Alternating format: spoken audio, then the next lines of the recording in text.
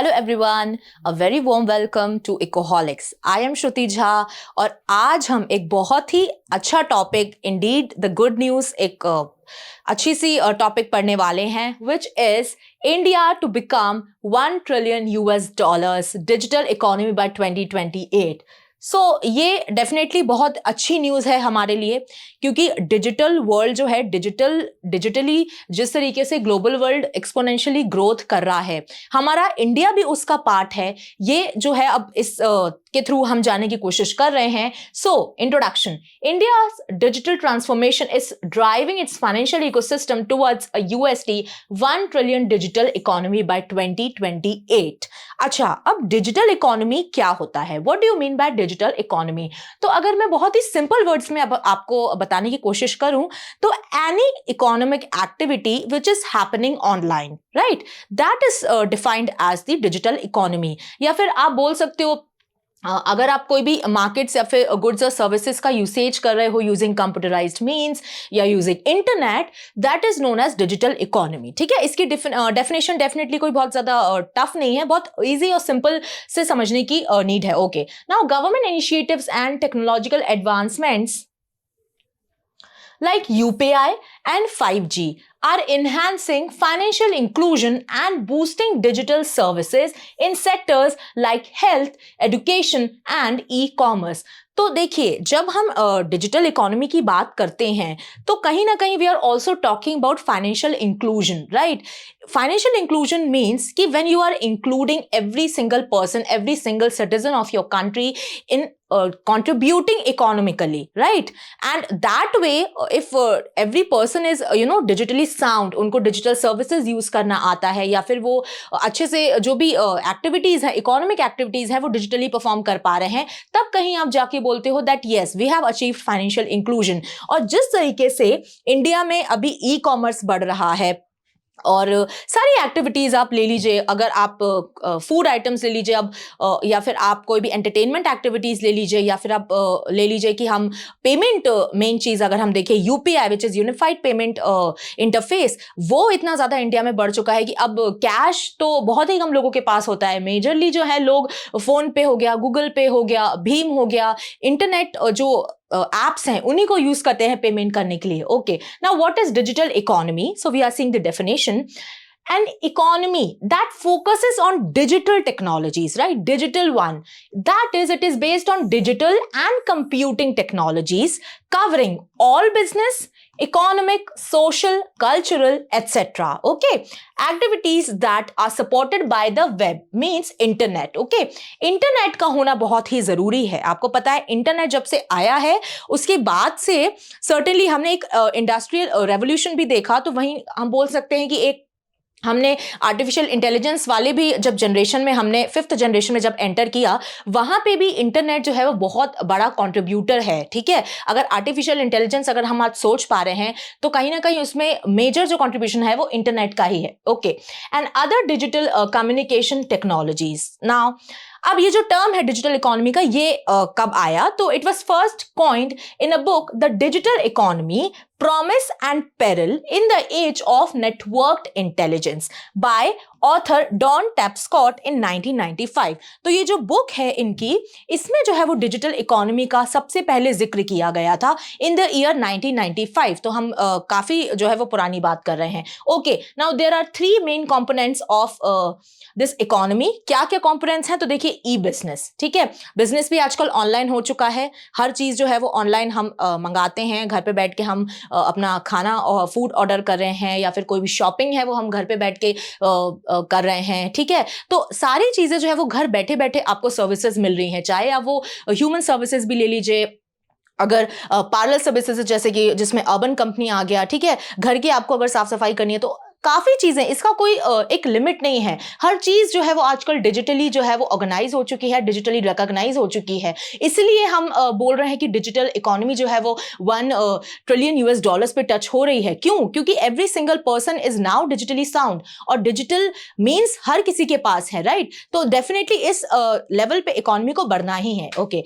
E business. Now e business infrastructure and e commerce, so these are the 3 components. Okay, what does the data say? तो digital economy हम पढ़ रहे हैं कि digital economy में हम एक बहुत ही अच्छी ग्रोथ देखने वाले हैं। और अभी 2026 तक जो है वो डिजिटल इकोनॉमी हमारा 1/5 पार्ट हो जाएगी जीडीपी का। तो काफी एक मेजर कंट्रीब्यूटर डिजिटल इकोनॉमी होने वाली है। क्या बोलता है डेटा, कितने हमारे पास ऐसे यूजर्स आ चुके हैं या क्या टेलीकॉम यूजर्स है, ये थोड़ा सा आपका जो है वो एक न्यूमेरिकल साइड पे चला जाएगा। तो चलिए देखते हैं। As on March 2024 by TRAI which is Telecom Regulatory Authority of India, इन्होंने बताया कि 120 crore people telecom subscribers you have in India. ठीक है, मतलब 120 करोड़ की जो जनता है वो जो है वो टेलीकम्युनिकेशन में है, मतलब मोबाइल फोन्स हो गया, ये सारी चीजें जो है वो यूज कर रहे हैं। इतने जो है वो टेलीकॉम सब्सक्राइबर्स हैं, तो आप सोचिए काफी बड़ा नंबर है। ओके, इंटरनेट सब्सक्राइबर्स कितने हैं, तो इंटरनेट देखिए कितने बड़े हैं। If you talk about 88.1 crore in March 2023, 88.1 crore in March 2023 से लेकर मार्च 2023 से ध्यान रखिएगा टू 95.4 करोड़ जो है अभी मार्च 2024 का डेटा जो है वो आप देखिए 88.3 से लेके 95.4 तक आ चुका है इन ओनली 1 ईयर। तो आप खुद सोचिए कितने जो है वो इंटरनेट यूजर्स ऐड ऑन हुए होंगे इसमें। And UPI which is Unified Payment Interface is expected to contribute 90% of the total retail digital payments in India by 2027। तो मतलब यूपीआई के थ्रू अब 90% की जो पेमेंट है, चाहे रिटेल में हो या किसी भी सेक्टर में हो, अप टू 2027 आपको देखने को मिलेगी। 2027 ज्यादा दूर नहीं है, अभी हम 3 साल के आगे की बात कर रहे हैं। 90% पेमेंट यूपीआई के थ्रू होगी। आप खुद सोच सकते हैं कि ये जो डेटा है, जो $1 ट्रिलियन टच करने का जो डेटा है या फिर इसको हम अचीव करने की बात कर रहे हैं, तो ये कहां से आ रहा है, right? Okay, now merits of digital economy. ठीक है, अब डिजिटल इकोनॉमी हमने देखा, ये भी देखा कि एक बहुत ही मेजर एस्पेक्ट ऑफ हमारी, एक बहुत ही मेजर कंट्रीब्यूटर रहेगा डिजिटल इकोनॉमी। अगर हम इंडिया की ग्रोथ की बात करें तो उसके मेरिट्स क्या होंगे, क्या उसके एडवांटेजेस हैं। तो देखिए, first is promotes use of internet. अभी हम जिस डिजिटल वर्ल्ड में जी रहे हैं उसमें इंटरनेट ना होना एक बहुत ही बड़ी दुविधा हो सकती है किसी भी कंट्री के लिए। वो आपके अंडर डेवलपमेंट को कंट्रोल करेगा। ओके, अंडर डेवलप्ड कोई भी कंट्री रहेगी अगर उस कंट्री के यूजर्स के पास, अगर उस कंट्री के सिटीजन्स के पास जो है वो इंटरनेट एक्सेस नहीं है।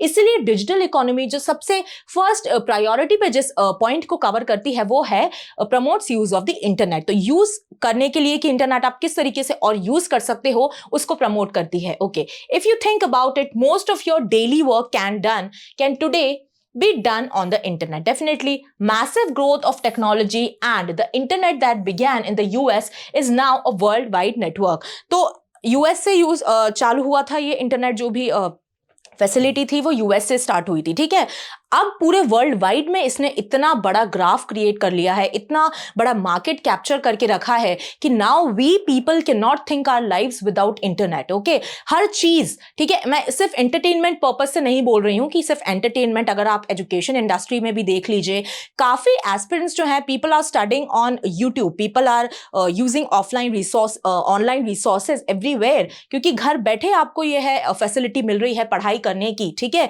कहीं और जाने की आपको जरूरत नहीं है। तो ये जो फैसिलिटेशन प्रोवाइड किया है डिजिटल इकोनॉमी में कि आप अपने घर बैठ के सारी फैसिलिटीज को अवेल कर सकते हैं, ये एक बहुत बड़ा प्लस पॉइंट है इस इकोनॉमी के ग्रो होने का। Okay, now rise in e commerce. ठीक है, धीरे धीरे हम देख रहे हैं, अगर हम हर बार देखें, जब भी सेल आती हैं, आप Amazon को ले लीजिए, आप फ्लिपकार्ट को ले लीजिए, या फिर आप मिंत्रा को ले लीजिए, किसी भी आप ऐप को ले लीजिए, या फिर किसी भी ई कॉमर्स फैसिलिटी को ले लीजिए, जब भी उनमें सेल आती हैं तो आप देखिए कितना ज्यादा उनको प्रॉफिट होता है। ठीक है, हर बार वो एक बड़ा नंबर क्रॉस करते हैं और बोलते हैं कि इतना मार्केट जो है वो हमने कैप्चर किया, या इतने लोगों ने जो है वो इतना सामान हमसे जो है वो बुलवाया है।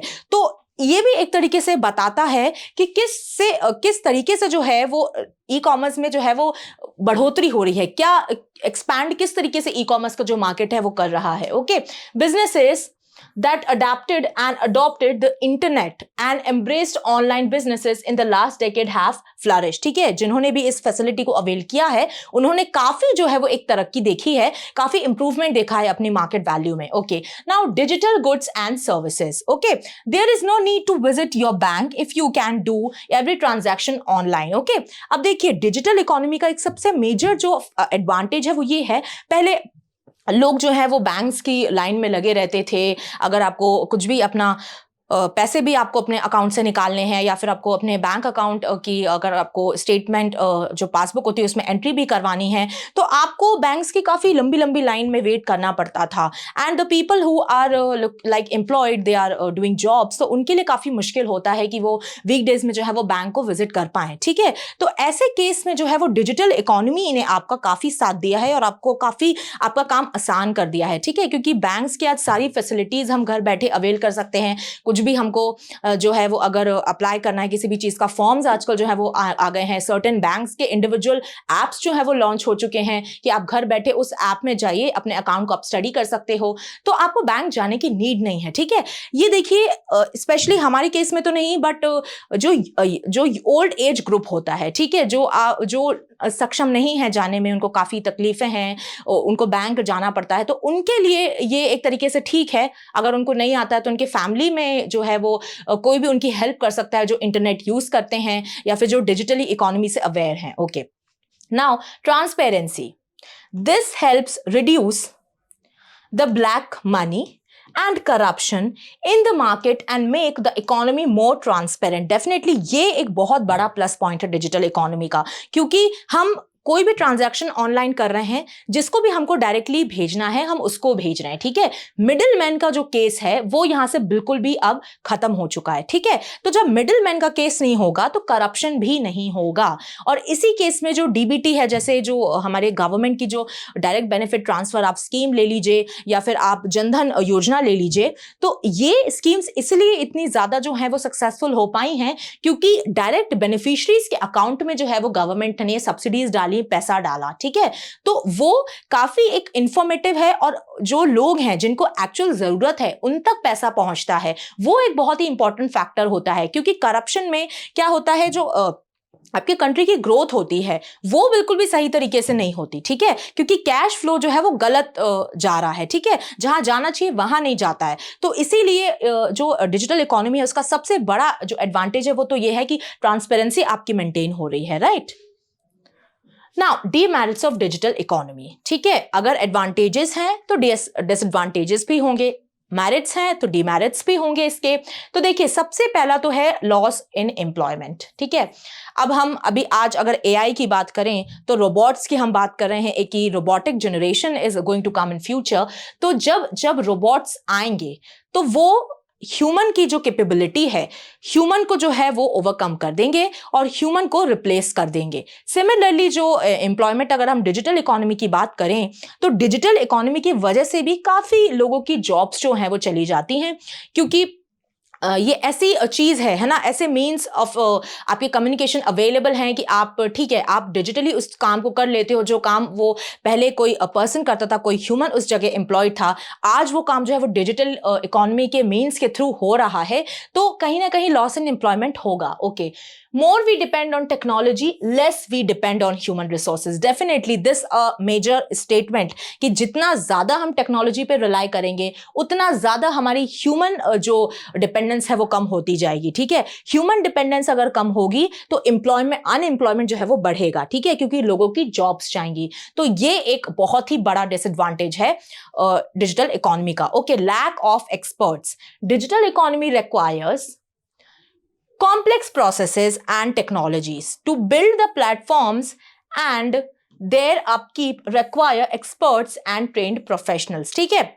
अब जो भी आपके डिजिटल इकोनॉमी के प्लेटफॉर्म्स हैं, काफ़ी कॉम्प्लेक्स उसका प्रोसेस होता है, तो उसमें आपके पास एक एक्सपर्टीज़ होनी चाहिए, वेल ट्रेन्ड प्रोफेशनल्स होने चाहिए कि डिजिटल इकोनॉमी को इंटैक्ट रख पाएँ, ठीक है, जो ग्रोथ है उसको इंटैक्ट रख पाएँ। Otherwise the countries which are not able to keep the technology intact, they are going towards the declined growth, ठीक है, उनकी इकोनॉमी की ग्रोथ जो है वो डिक्लाइन हो रही है। तो अगर आपको ग्रोथ को मेंटेन करना है, ग्रोथ को आपको आगे ही लेकर जाना है, तो well train professional is a must keep for digital economy, या फिर आप किसी भी एरिया में अगर बात करो। ओके, हैवी इन्वेस्टमेंट, अब देखिए डिजिटल इकोनॉमी में आपको काफी हैवी इन्वेस्टमेंट्स भी करने होते हैं। इंडिया में भी जो है वो पहले इन्वेस्टमेंट्स करे थे, तब जाके उसके रिजल्ट्स जो है वो अभी हम देख पा रहे हैं, तभी हम बोल रहे हैं कि जो डिजिटल इकोनॉमी है वो हमारी $1 ट्रिलियन टच कर रही है, क्योंकि इसके पहले कुछ इनिशिएटिव्स लिए गए होंगे, तभी जो है वो आज हम इस प्लेस पे खड़े हैं। Okay, requires a strong infrastructure, high functioning internet, strong mobile networks and telecommunication. All of this is a time consuming and investment heavy process. ठीक है, इंटरनेट का लगाना आपको चाहिए, इंफ्रास्ट्रक्चर आपको अच्छा चाहिए, ठीक है, कनेक्टिविटी काफ़ी अच्छी होनी चाहिए। और अगर कोई भी लेटेस्ट अगर जनरेशन आई है इंटरनेट में, जैसे अभी 5G है, तो आपको आपकी स्पीड इंटरनेट की काफ़ी अच्छी होनी चाहिए। तो इसमें जो है वो काफ़ी इन्वेस्टमेंट, हैवी इन्वेस्टमेंट की नीड होती है। और अगर हैवी इन्वेस्टमेंट नहीं हो पाएगा तो फिर वही है कि आपको क्वालिटी से कॉम्प्रोमाइज़ करना पड़ेगा। Certainly it will affect your economy only, right? Fine. Now, government initiatives.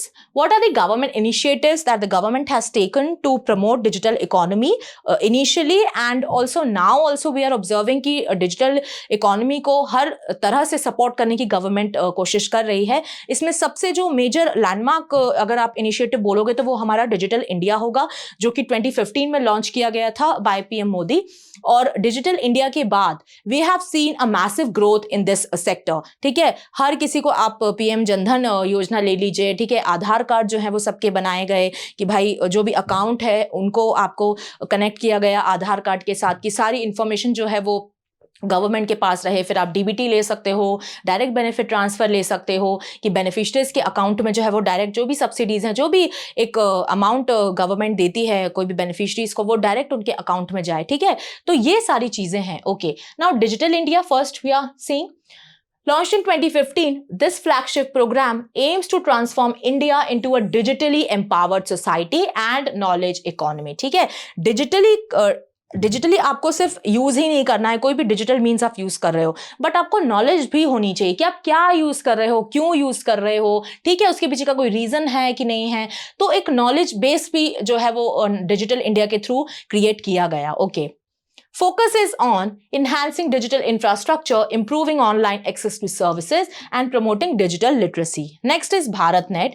इसके थ्रू जो है वो ये कोशिश करी गई कि कनेक्टिविटी को जो है वो मेंटेन किया जाए। जो वर्ड बोल रहा है भारत नेट, तो जो हमारा पूरा भारत है उसमें digital connectivity, internet basically internet connectivity to be very precise, internet connectivity को काफ़ी इम्प्रूव किया जाए। ठीक है, provide broadband connectivity to all villages. BharatNet is a significant project to enhance digital infrastructure in rural areas। ठीक है, अब देखिए रूरल एरियाज में भी इंटरनेट का आना बहुत ज़्यादा ज़रूरी है, क्योंकि जो अर्बन एरियाज हैं they all are aware. Urban areas में ऑलरेडी डिजिटल मीन्स का यूज़ हो रहा है, everybody is using internet, but कौन से एरियाज हमारे अफेक्टेड नहीं हैं? वो होते हैं हमारे रूरल एरियाज। ठीक है, रूरल एरियाज में इंटरनेट की कमी होती है। आज भी हम ऐसे ऐसे विलेजेस के बारे में सुनते हैं जहाँ पे लाइट नहीं रहती है दिन दिन भर। ठीक है, एक एक दो दो दिन बाद लाइट आती है, और इंटरनेट कनेक्टिविटी तो आप भूल ही जाइए। ठीक है, और मोबाइल फोन्स जो है वो नहीं जानते हैं विलेजेस काफ़ी कि मोबाइल फ़ोन क्या होता है। ऐसे भी लोग आज एग्जिस्ट करते हैं इंडिया में। तो ऐसे लोगों तक हमको ये फायदा पहुंचाना है, तो और ज्यादा फिर हम बड़े लेवल पे ग्रोथ की बात कर सकते हैं। ठीक है, okay, next is PM Diksha. Okay, PMG Disha, Pradhan Mantri Gramin digital साक्षरता अभियान। तो जो आपके रूरल लेवल पे जो लोग हैं, जो विलेजेस हैं, उनको आपको डिजिटली एजुकेट करना है। ठीक है, डिजिटल इंफॉर्मेशन उनको प्रोवाइड करनी है, कैसे हम मोबाइल फोन्स यूज़ करते हैं, इंटरनेट क्या होता है, कैसे हमारी जो लाइफ है वो इजी हो जाएगी इंटरनेट का यूज़ करने से।